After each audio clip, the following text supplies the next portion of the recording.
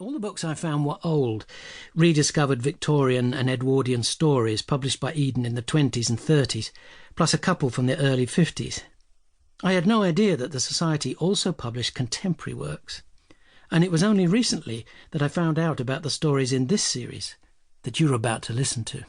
I say contemporary, but for many of you coming to these stories, the 70s must seem as impossibly remote as the world of Dracula, Dr. Jekyll and the House of Usher felt to me when I was a teenager back then. Even me, when I look at footage from the 70s, I think that I might as well be looking at footage from the 19th century. It seems so long ago and far away.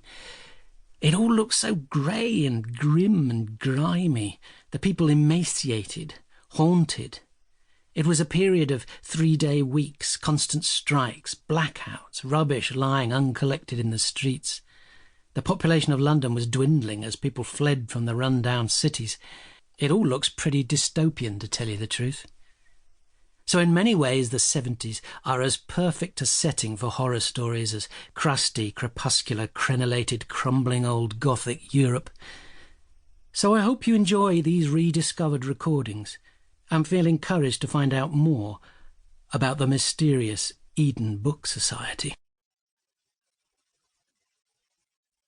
Editor's Preface. The lesson, such as it is, to be gleaned from what you are about to read, is a stark one. Beware fiction. Bridget Shipley's pathology was hidden, a bud that bloomed in darkness, while she diligently performed her administrative duties at Plunge Hill Hospital.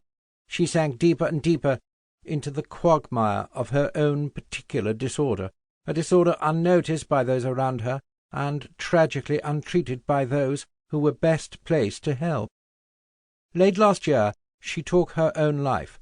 The gruesome and violent circumstances of her death have been widely reported, and the prurient reader may consult the articles published in the gutter press for more detail at their own risk.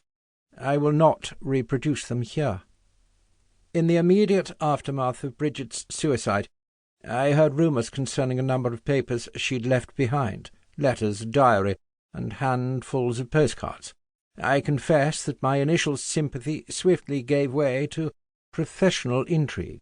I imagined that these documents, if they existed, would provide a rare, direct insight into the flowering of a mania few professionals find themselves in a position to study. I immediately determined to locate them and construct a kind of case study from them. Bridget's landlady and, later on, her parents both supplied me with the material I asked for. You hold in your hands now the case study that resulted from my work. It feels appropriate, while I detain you with these prefatory remarks, to stress that I did not know Bridget Shipley personally. This may surprise the reader, but any functioning hospital is like a heart, its chambers and ventricles sealed and separated from one another, yet working in a coordinated and greater harmony. I cannot be expected to know precisely what takes place in the surgical theatres, the kitchens, and the laundry rooms. I have never inspected the maternity wards, and the dark art of gynecology remains a mystery to me.